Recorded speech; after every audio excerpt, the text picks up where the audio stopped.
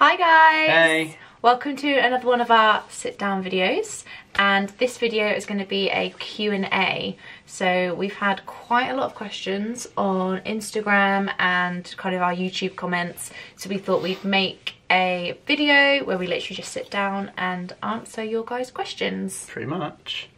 So yeah, let's get started.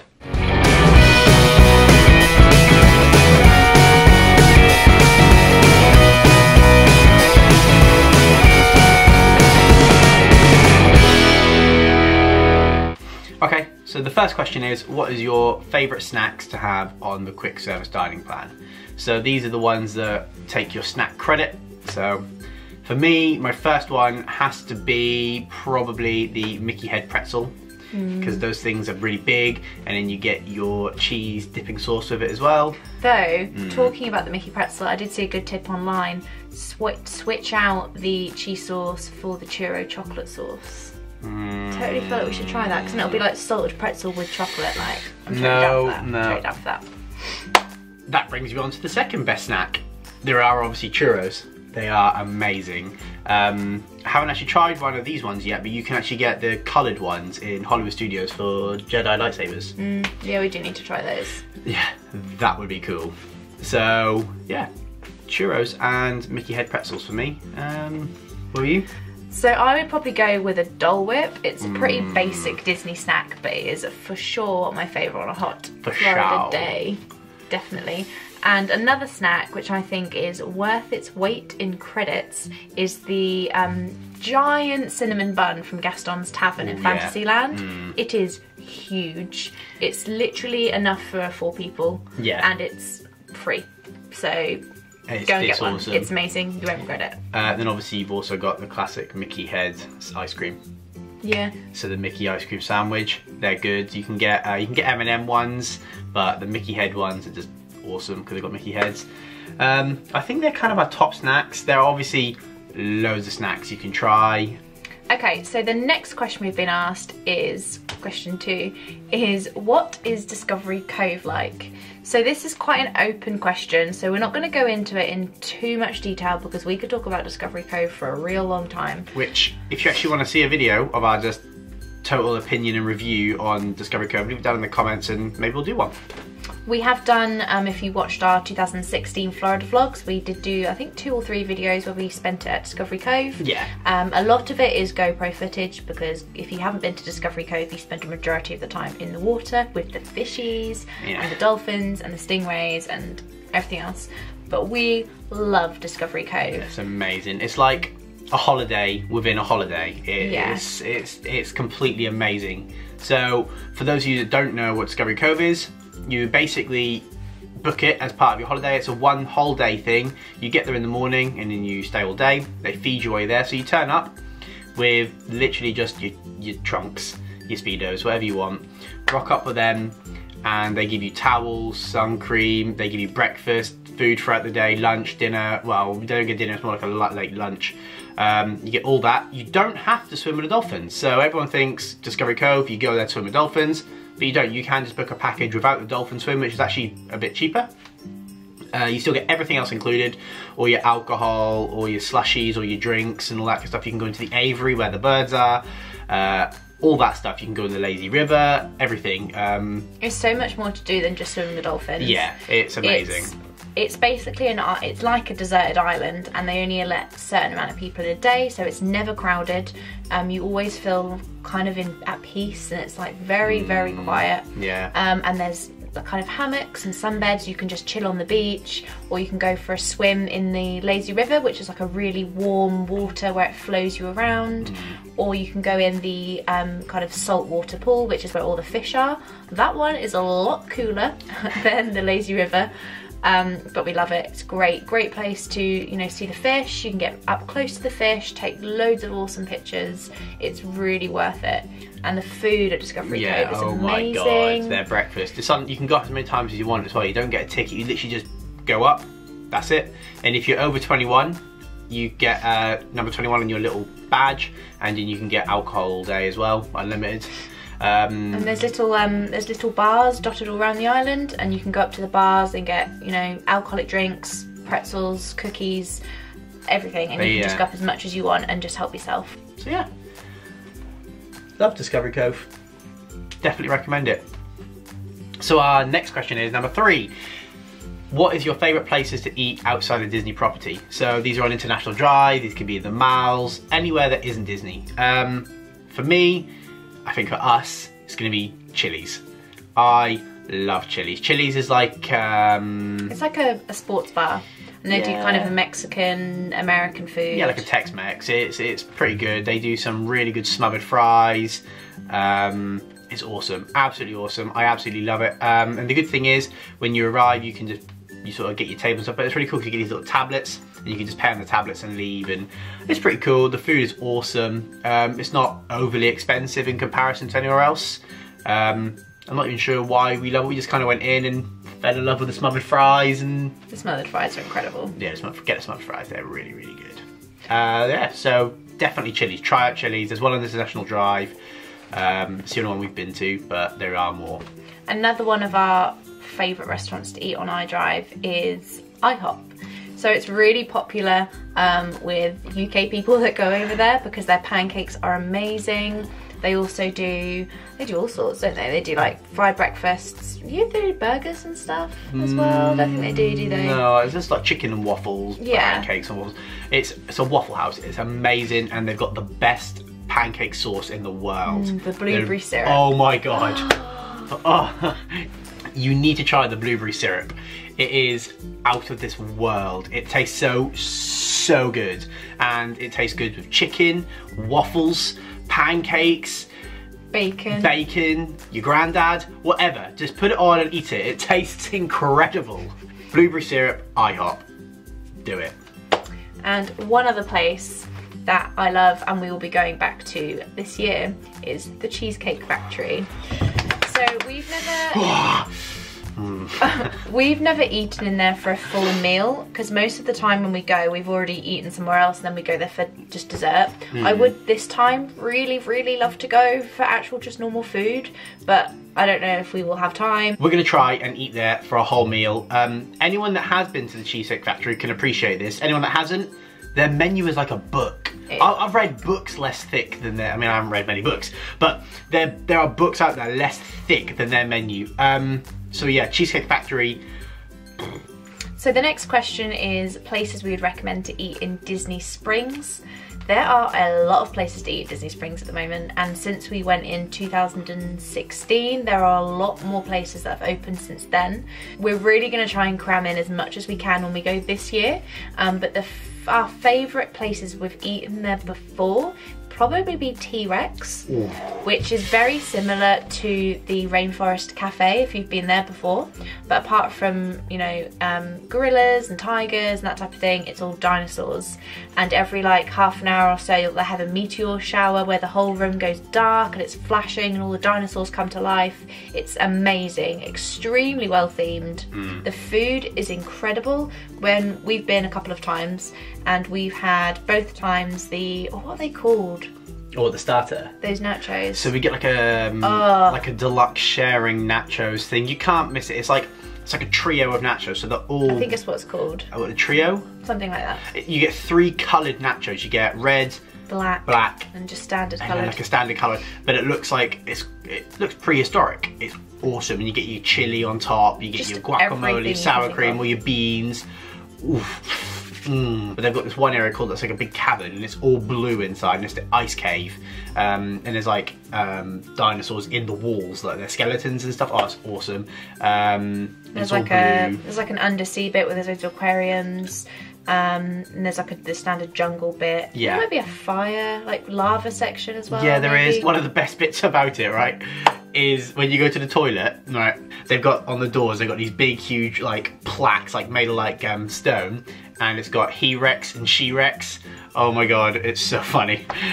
It's less funny than I'm making it sound. It really is. Oh my god, when I first saw it, I cried for about 10 minutes. It was so funny. Now, flipping it a little bit, that's our favourite place to sit down and eat in Disney Springs. If you're in a hurry and you just want to eat something quick, there's loads. There's like deluxe burger, there's sprinkles, there's, you know, Polite Pig. There's a lot of places you can quickly run in, use your credit, eat and go, and they're amazing places. But if you want something awesome, you need to get yourself some poutine. Go to is it Daily Poutine? Yeah, called Daily Poutine. It's outside the World of Disney, at the back end of it. So Daily Poutine. So poutine is like, you get like fries, like quite thick cut fries in like a pot, and then you get like a topping. So the classic is gravy with big cheese. Are they cheese kernels? Cheese curds. Cheese curds, kernels. Cheese curds. And there's a lot in there. They are really good, and that counts as one of your credits. Charlotte got the Italian one, so she had all like... it's like bolognese, basically. Yeah, bolognese and stuff on top. It was amazing, but the classic with the gravy, fries, and the cheese, oh my god, it blows my mind. Daily Poutine. Okay, so the next question is best places to shop in sort of outlets, non-outlets, malls, stuff like that. So for us, we go to the malls and the outlets for different reasons. So the first one I would recommend is Mall at Millennia. As we said earlier, the Cheesecake Factory is there. So definitely Mall at Millennia. The reason I like going to the malls is the Mall at Millennia and the Florida Mall is because not just because of the like food that you can't get in Disney, it's also the fact they have the American shops that we don't get in the UK. So I really love to go into Bath and Body Works. I love it in there. And another shop I really love is Hot Topic. So I love to go in both of those malls because I think one of them has one and one of them has the other, so we have to go to both, so I can go to both of the shops because they're my favourite shops. The other places that we go are the outlets. You've got International Drive Premium Outlets and International Drive Vineland Outlets. So they are either side of International Drive. One's up past the Walmart and everything up that end, and then the other one is right up the other end near Universal. The main reason we go to them is they're cheap in comparison to the malls. So being an outlet store, they've got a lot of last year's sale stuff and sometimes they've got new stuff in there as well. So for instance, the Vineland one has got a Disney store, and in this Disney store... The other one has as well. Yeah, well they both have, but the Vineland one is one we went to, and we went in and we bought so much Disney stuff that actually we would have bought in the parks, and it cost us a lot less. So I bought this hoodie in the park, so it was like $50. Went into the Disney store and it was in there for literally half the price. They've got loads of shops there as well. They've got everything you can think of, from clothing, watches, luggage, Disney stores. Yeah, that's where we go shopping. Okay, so the next question is recommended Disney hotels to visit and why. So if you stay on Disney property, they're kind of cool about you just going around to other resorts and looking around. Most of the times, I think there was only one hotel, or no, 2 hotels where we had reservations for dinner. We would literally just, you know, they have like a barrier and we just say, oh, can we come and look around the resort? And they're really cool about that if you stay in a different Disney resort. So we've been to quite a few resorts just looking around, and my favourite resort will always be the Grand Floridian. It's super, super grand. There's just, you can walk around all of the grounds, the beaches. We actually went to have afternoon tea in the Garden View tea room, which was really, really nice. It's back in our 2016 vlogs if you want to check it out. But it's such a beautiful building. I really want to go at Christmas and see it all decked up at Christmas, especially with the giant gingerbread houses that they do. And I don't know, the Grand Floridian looks beautiful any time of year. So that's probably my favourite resort to visit. And I would love to stay there one day as well. Definitely. So Wilderness Lodge is the one I want to stay in the most, I think, at the minute. Although obviously it'll probably be Floridian. But the Wilderness Lodge is amazing. We went there to look around, just to have a little look about, but it's ginormous, absolutely ginormous, and it's all, they've got like big open log fires and stuff. Not that you're gonna need them in Florida, really. It's amazing, and from the outside, it looks awesome. It looks like you've just walked into like Canada somewhere. It's brilliant. So the next question is, what is the cheapest way to do a Disney holiday? So for us, we've always gone through Virgin Holidays, just because it's secure, everything's done. You literally sit at the desk, tell them what you want, they make you a package, and then you pay them. It's literally as simple as that. You rock up and everything's done. You get all your tickets before you go, and it's just super simple. And we would recommend Virgin. However, next time we go, not the time coming, the time after that, where we would like to do it through a variety of websites, a variety of companies, trying to see how cheap we can actually make it.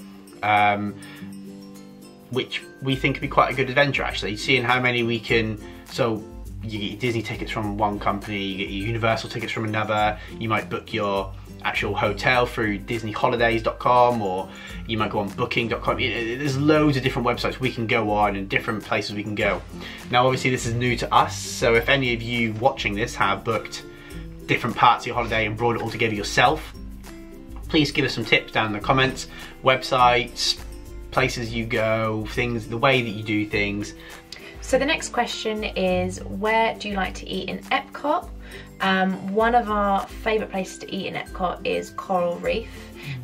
This is quite close to the entrance near the Finding Nemo ride. So it's not in World Showcase, it's in near the land section, and they do really great food. You would have seen in the vlogs, they have a massive aquarium which goes along the whole wall of the restaurant, and everything is seafood. I think they may have some like non-seafood things, but I would say like 90% of the stuff on the menu is seafood. So if you love seafood, I really would recommend going there. I think I can't even remember what I had. You had the shrimp and grits, which Jez always goes on about and says it's like one of his favourite things. Good. I had mahi mahi with rice, and I think it might have been Caribbean flavours. But that is a really nice restaurant. It's table service. I would recommend booking. We booked and we still had to wait like quite a long time for a table, even though we had a reservation. Yeah. We probably waited about like half an hour, even though we had a reservation. So it was really busy. So definitely, if you're going in the summer months, I would recommend booking a table in advance on the My Disney Experience app. So the next question was, someone was going to Florida for the first time and they wanted our advice on, or if we had any tips at all. One thing that I would really stress, if you want to get the most out of your Florida holiday, is to plan.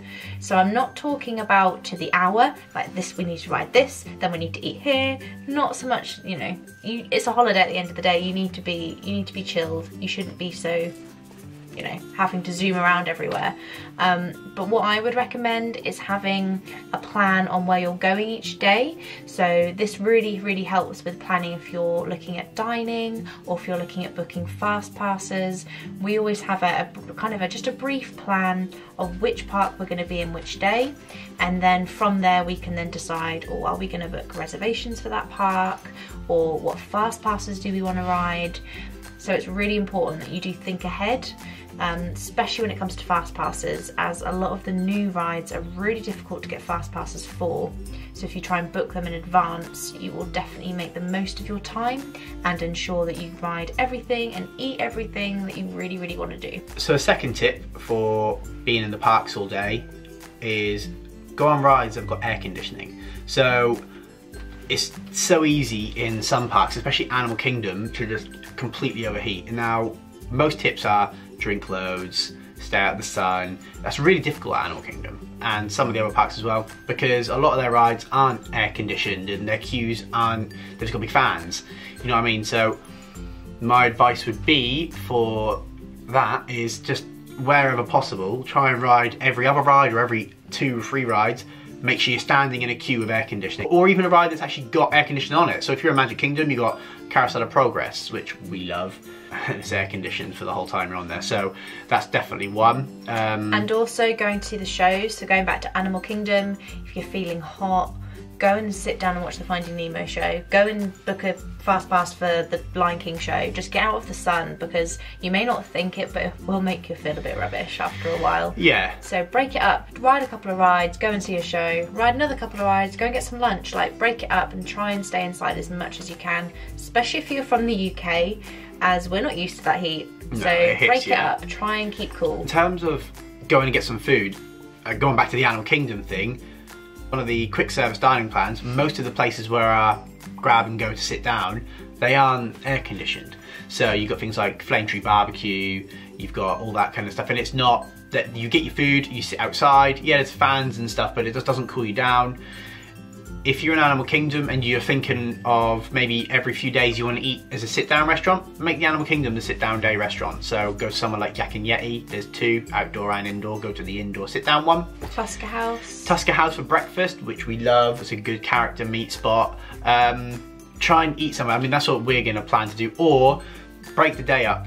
I mean, personally with Animal Kingdom, I I overheat, so I have to get out of the heat sometimes. And Animal Kingdom is that day that I just struggle with. So for me, it's hugely important, even if it meant doing Animal Kingdoms in the evening. So you'd spend the day or the morning at Magic Kingdom, Hollywood Studios, and then go to Animal Kingdom when it's a bit cooler in the evening. Unless of course you're hardcore and you can deal with the heat, I'm not like us, or me, she's fine. Then just go there all day, you know what I mean? Just eat lots of ice cream. That will also help. So the next question we've been asked is about hiring cars and stuff while we're across there. Now, we've always hired our cars through Virgin. The 2 times we went, the first time we went I didn't drive, but we were with family and they drove for part of it anyway, and we had a big Dodge Caravan thing. The second time we went, we rented out the Mustang for 3 weeks, which was just, well, as you'd imagine, amazing. It was brilliant. But because we do it through Virgin, they use Alamo, which is the company the other side in America. There are other companies like Hertz and stuff, but we've personally used Alamo both times. And as we said earlier, if we ever book to go across there and book everything separately, we'd probably still book with Alamo because they're very, very good. But if you're going as a family, we would recommend upgrading your car if you're going with Virgin or like Thomas Cook, or if you're booking it all separately, just getting a higher car. Mainly because if you go across there and you've got 3 kids plus the 2 of you, having a car which will fit you all in, 5 seats, 5 people, you're going to struggle to get your suitcases in. And also, you want to travel a little bit more on comfort. It's, you know what I mean, you want something bigger, so it's worth the money having something slightly bigger. The fuel doesn't make much difference, obviously, unless you come for the Mustang. The Mustang does have 4 seats. You cannot fit anyone in the back that's got legs. Okay, so if you're going across as a couple, get the Mustang, live the American dream, do it. In terms of driving in the States, it's different, definitely, because you're the wrong side of the car, or right side of the car, whatever, wrong side of the car, with no gears and on the opposite side of the road. So it messes with your head a little bit. My advice would be, tell the family just to look with their eyes and no talking, just for 10 minutes to get your head around what you're doing, and then you'll be fine. Just take your time when you're driving. It's easy, driving automatics. Really easy. I loved it so much that we bought one in England. So an automatic, not a Mustang. No, not a Mustang. I tried. Just make sure you've got a car that'll fit everything in and everyone in, because the last thing you want to do is be driving back to the airport from Disney, which is a decent drive, about half an hour. The last thing you want is to drive that far with the kids, sad that they're leaving Disney as it is, with suitcases crushing them as they drive. You don't want that. So get something sensible that fits all your bags in, and you as well. So yeah, definitely recommend getting a Mustang though. Oh my god. So the last question is, do you watch other people's YouTube videos for inspiration? And the answer is yes. I wish I could watch Disney vlogs all day, because it's one of my favourite things to do, but we just don't have the time anymore to just sit there and watch YouTube. But my favourite, or one of my favourite YouTube channels to watch to get inspiration for our holidays is DFB, which is Disney Food Blog. And that channel is amazing if you haven't watched it. So they usually do quite short videos, and it's just mainly about Disney food. So they'll do best snacks to eat, then they'll do things like, the last video I watched was the top 5 memories to make whilst you're in Walt Disney World, and they just list all the best places to eat, the best snacks, the best dishes, and I literally have a list on my phone of places they've recommended and snacks I need to try. So when we go in the summer, I'm literally just going to go through my list and be like, yes, yes, yes, eat in there. So I would really recommend Disney Food Blog if you haven't already watched their channel. So the DFB, their videos are so specific, some of them, that they've got one on the best mac and cheese in Disney. I mean, that blows my mind. I would love to have that. Oh my god, and their life. Yeah, imagine just going around Disney trying food and telling people about it. It's like, it's amazing. I mean, we had the best day at the Epcot Food and Wine Festival, trying foods and then vlogging, and that was like one of our favourite days in Disney when we were vlogging. So to do that every day would just be amazing. So yeah, DFB, if you want to hit us up, totally want to be involved. No, but we honestly, we love it. So yeah, go check them out. So they are one of our like top Disney YouTubers. They are brilliant. Go give them a watch. That's our Q&A video. I hope you enjoyed. If you've got any more questions or you've got a question that we didn't answer, just leave it down in the comments and we'll do another one if we get enough. Thanks for watching, guys. Give it a thumbs up if you enjoyed it. And as just said, any questions or if you have any ideas on videos you'd like us to do in the future, please let us know and we will do them for you. Yeah. Until next time, guys. Thanks, guys. Bye. Bye.